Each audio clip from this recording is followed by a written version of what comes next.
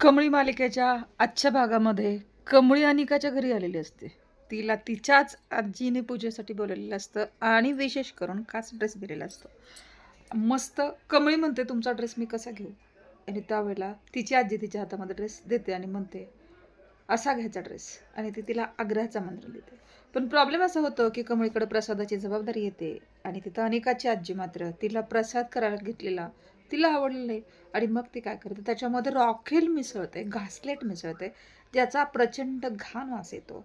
अनिका तिच्याबरोबर जाते. दोघी मिळून त्या प्रसादाच्या लाडवामध्ये, त्या प्रीमिक्समध्ये ते घासलेट मिक्स करतात की जेणेकरून तो प्रसाद खराब आहे आणि मग तिला करायला लावलेले त्यांना आवडलेलं नाही.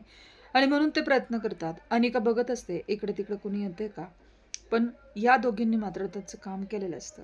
आणि प्रसाद खराब व्हावा एवढीच एक त्यांची इच्छा असते. ते म्हणतात की लोकांना गोड बोलायचं आणि पाठीमागून आपण आपल्याला जे करायचं ते करायचं. पण या सगळ्या चुकीच्या ज्या सवयी आहेत त्या अनिकाला तिच्याच आजीमुळे लागलेल्या आहेत.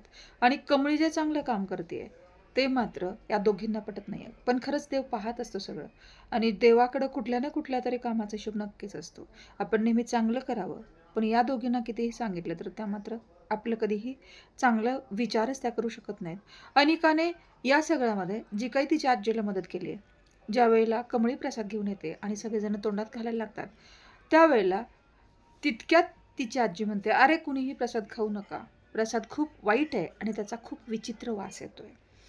आणि मग कमळीला हे सगळं आता नेमकं कशाला फेस करावं लागणार आहे, हे उद्याच्या भागामध्ये तुम्हाला पाहायला मिळणार आहे. आता खरंच तो प्रसाद वाईट आहे की आणखी काय याच्यामध्ये ट्विस्ट आहे, हे बघणं खूप इंटरेस्टिंग असणार आहे. त्यामुळे पाहत राहा कमळी. आता आपली कमळी आणखी नवीन काय करणार आहे आणि मग आणखी अनिका तोंडावरती पडणार आहे का, बघूया उद्याच्या भागापर्यंत. तोपर्यंत पाहत राहा कमळी उद्याचा भाग.